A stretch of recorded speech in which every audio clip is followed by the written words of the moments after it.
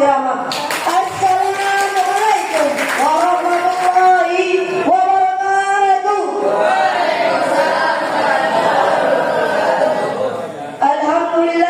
Alhamdulillahirabbil alamin wa bihi nasta'in wa la umuri dunya waddin wa la alihi wa sahbihi wa sallam. Amma yang saya muliakan, Abah Pengasuh Pondok Pesantren Nurul Quran beserta keluarga beliau. Yang saya hormati Dewan Asatidz Tidak Pondok Pesantren Nurul Quran. Dan tak lupa santriwan dan santriwati serta juangan yang saya banggakan. Syukur alhamdulillah kita dapat berkumpul di masjid ini dengan keadaan sehat walafiat. Syukur alhamdulillah kita dapat berkumpul di masjid ini dengan keadaan sehat walafiat.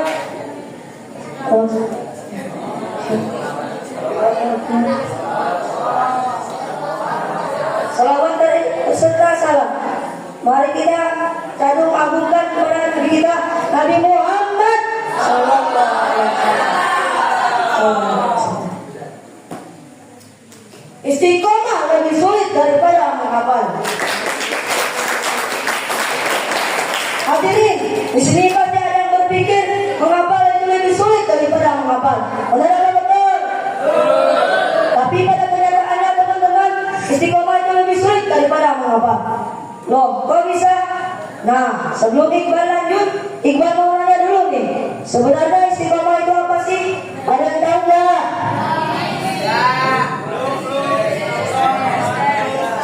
Benar kata Kak Wildan.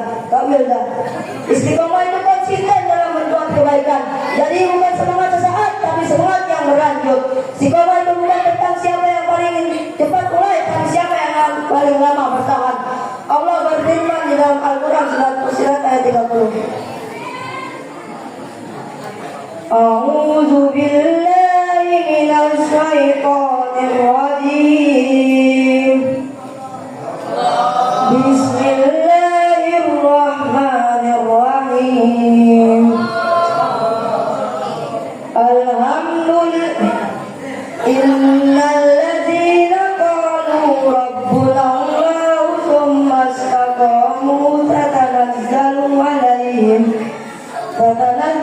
alaihimul malaikatu alla taqafu wa la tahzanu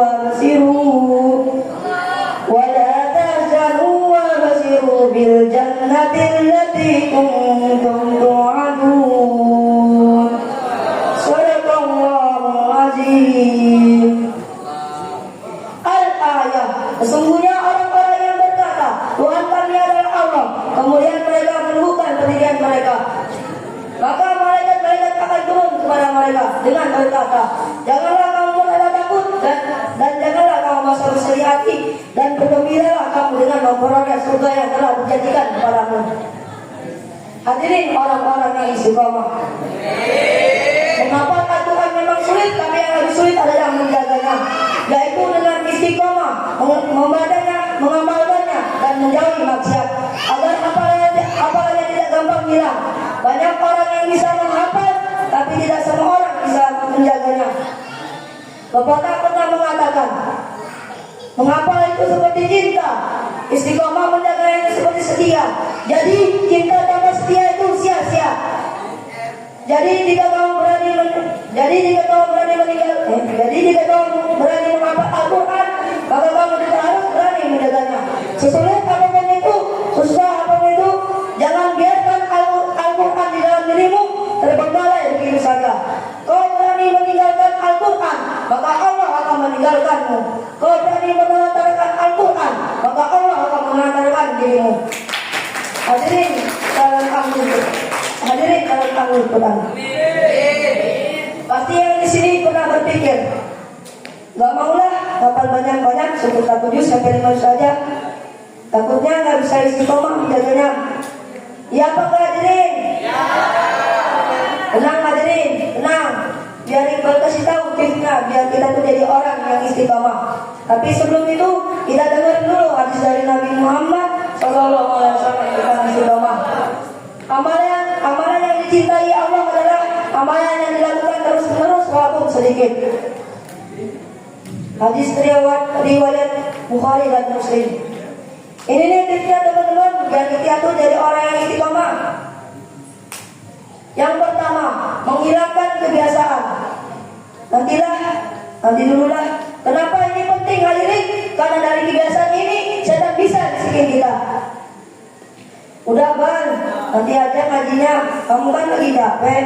Kamu lah udah sering ngaji. Kamu tuh udah alim. Jadi gak usah ngaji lagi. Bener apa bener hadirin? Padahal niatnya di awal terus pengen ngaji, gara-gara ada kalimat nanti dulu lah. Jadi nggak ngaji, jadi ngaji. Yang kedua, mulai dari hal yang kecil. Kalau pengen istiqomah, sebaiknya mulai dari hal yang kecil. Seperti merapikan tempat tidur, bangun pagi, dan membuang sampah pada tempatnya. Bagaimana kita istiqomah dengan hal yang besar, sedangkan hal yang kecil pun sering kita sepelekan. Jadi kesimpulannya, istiqomah itu memang sulit, tapi jangan pernah terbebani dengan istiqomah. Untuk menjaga hafalan Quran, guru kita pernah berkata, "Sopo yang ngeseng gelem ngopeni Al-Quran, uripe bakal ngopeni karo Gusti Allah." Cukup sekian yang saya sampaikan.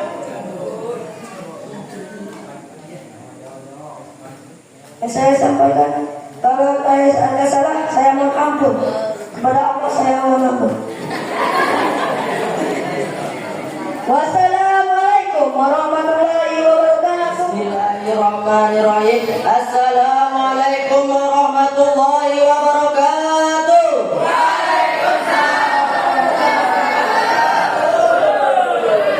Apa kabar hadirin? Apakah semuanya sehat? Apakah semuanya siap untuk dengerin Ustaz Ibnu ceramah? Kalau sudah siap, jawab salamnya, jangan loyo-loyo. Assalamualaikum warahmatullahi wabarakatuh.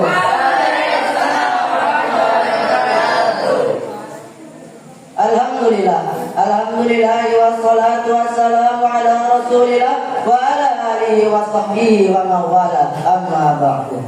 Yang saya muliakan Al-Mukarram Mudirul Ma'had Nurul Quran beserta keluarga beliau, dan yang saya hormati Dewan Asatidz wal Asatidah Pondok Pesantren Nurul Quran, dan tak lupa juga santriwan dan santriwati yang saya banggakan. Syukur alhamdulillah atas kehadiran Allah yang Maha Ghafur, yang nikmatnya tak terukur. Semoga kita menjadi hamba-hambanya yang bersyukur. Salawat beriringkan salam, mari kita junjung agungkan kepada Nabi Muhammadin sallallahu alaihi wasallam. Semoga kita mendapatkan syafaatnya di yaumul qiyamah. Amin amin ya rabbal alamin. Hafalan banyak tapi takut sedikit. Coba deh kita jujur-jujuran aja. Hafalan banyak tapi maksiat jalan terus. Benar apa betul? Hafal 5 juz sampai 10 juz tapi kok gampang banget ngomongin orang. Benar apa betul? Tenang hadirin, tenang. Ibnu di sini tidak bermaksud untuk membicarakan atau Ibnu di sini tidak bermaksud untuk menyindir atau membicarakan buruk kita. Tapi Ibnu di sini ingin mengajak kita untuk mengoreksi diri masing-masing. Sebenarnya apa sih penyebabnya? Padahal hafalan sudah banyak, tapi kok gampang banget ngomongin orang. Ada yang tahu gak apa penyebabnya? Kalau nggak tahu, biarin lo kasih tahu. Pasti ada yang berpikiran kayak gini. Wajar aja sih, kita kan manusia. Benar atau betul? Tapi jawabannya bukan itu hadirin. Jawabannya adalah rasa takut yang sedikit kepada Allah. Allah berfirman dalam Al-Quran. A'udzu billahi minasy syaithanir rajim. Bismillahirrahmanirrahim. Innama yakhshallaha min 'ibadihil 'ulama. Innallaha 'azizun ghafur. Shadaqallahul 'azim. Al-ayat. Di antara hamba-hamba Allah yang takut kepadanya hanyalah para ulama. Quran Surat Fatir potongan ayat 28. Hadirin calon ahlul Quran.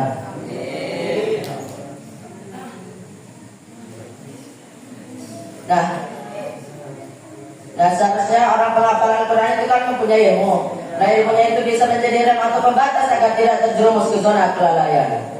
Hafalan itu cahaya. Mungkin saja hafalan itu bisa tersimpan di dalam memori, tapi belum tentu tertanam di dalam hati. Karena apa? Karena rasa takut yang sedikit di dalam hati kita kepada Allah yang menjadikan hati kita kotor.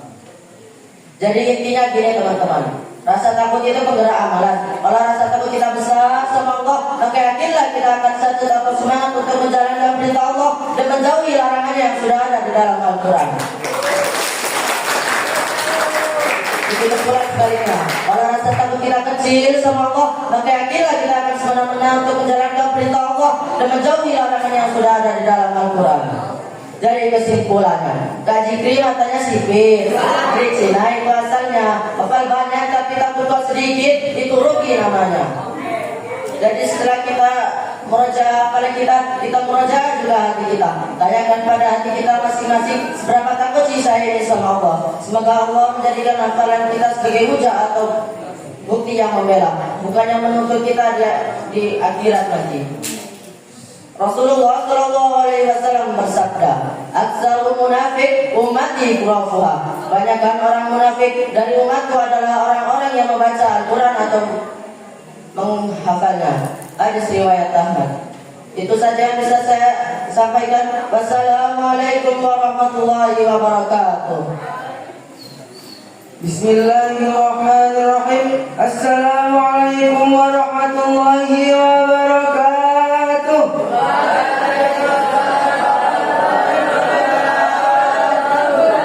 Bikin emping kayak bikin opak. Salamnya kedengaran di kuping, tapi kok kurang kompak. Saya ulangi sekali lagi hadirin. Assalamualaikum warahmatullahi wabarakatuh.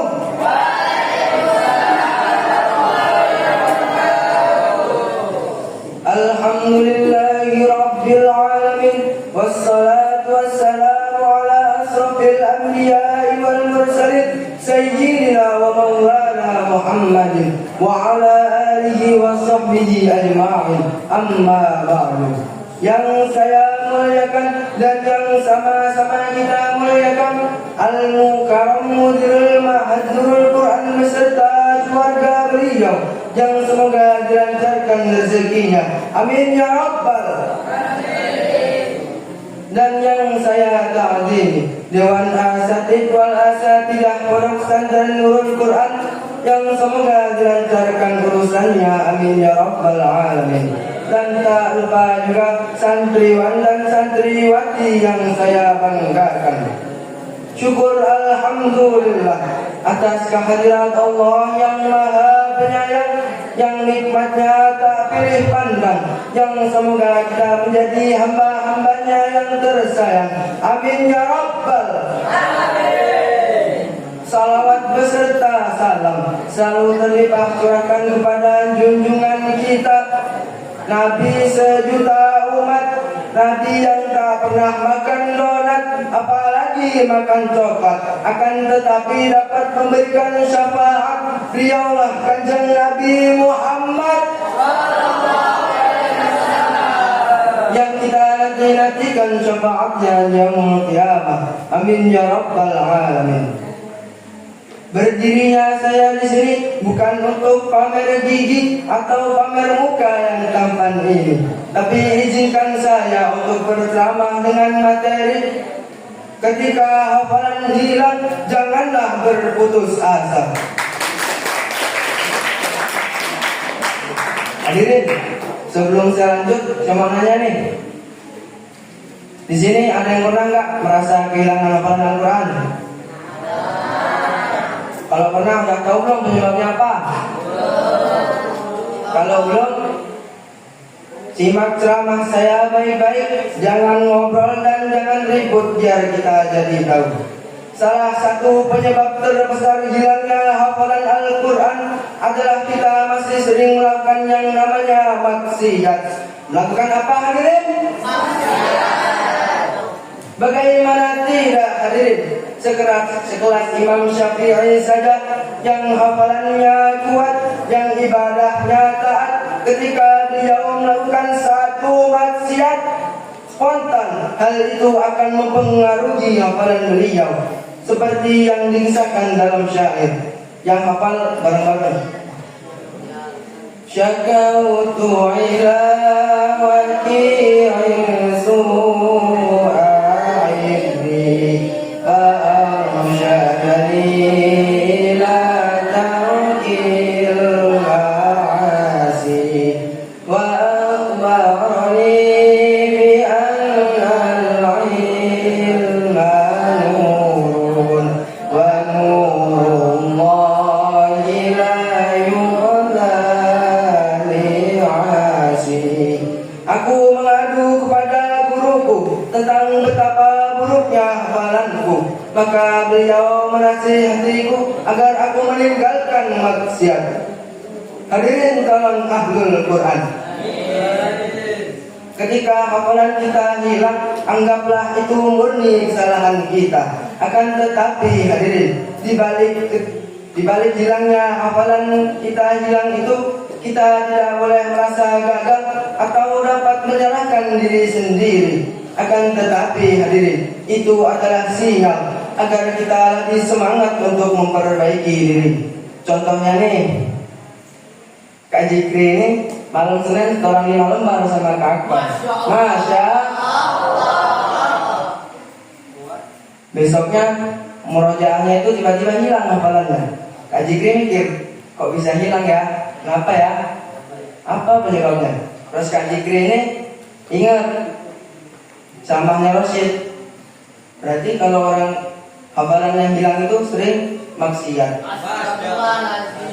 Terus Kak Jikri ini mikir, saya hari ini udah maksiat apa ya? Oh iya, kata Kak Jikri, tadi pagi itu Kak Jikri gosok sendalnya Abah. Siangnya itu maling duitnya Sirot. Sorenya makan nasi jatah kamar. Na'udzubillah min. Habis itu Kak Jikri itu sadar, oh berarti maksiatnya harus dikurangin, gak boleh kayak gitu lagi besok-besok, biar hafalannya gak hilang. Nah, hal seperti ini hadirin yang harus kita lakukan ketika hafalan kita hilang. Bukan malah kita merasa gagal atau berputus asa, karena Allah dalam firman-Nya sudah melarang kita untuk berputus asa. Sebagaimana Allah berfirman, A'udzu billahi minasy syaithanir rajim. Bismillahirrahmanirrahim. Ya bani yadhhabu fatahassasu min Yusuf wa akhihi wa la tayasu min rauhillah. Innahu la yayasu min rauhillah illa al-qaumul kafirun. Shadaqallahul azim.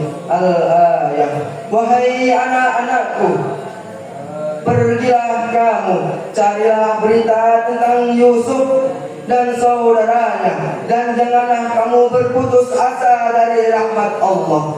Sesungguhnya orang yang berputus asa dari rahmat Allah hanyalah orang-orang kafir. Quran surah Yusuf ayat 87. Hadirin yang saya cintai dan yang mencintai saya, Rasulullah juga pernah bersabda akan hafalan hilang. Ta'ahadul Qur'ana walladzi biyadihi nafsi lahu asyaddu tafalluta minal ibli fi uquliha.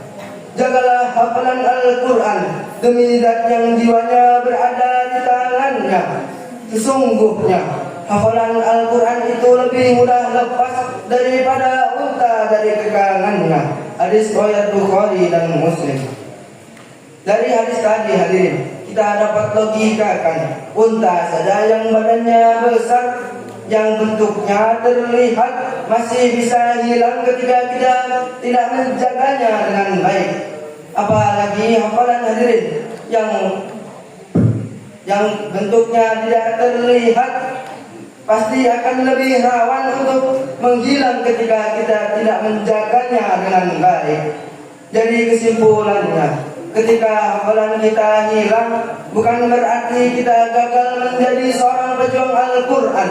Akan tetapi hadirin, itu adalah skenario-nya Allah agar kita mendapatkannya kembali dengan cara yang lebih bermakna. Cukup sekian dari saya. Kak Jikri korupsi nasi, habis itu korupsi uang. Ayo semangat perbaiki diri agar hafalan tidak mudah hilang. Cukup sekian dari saya.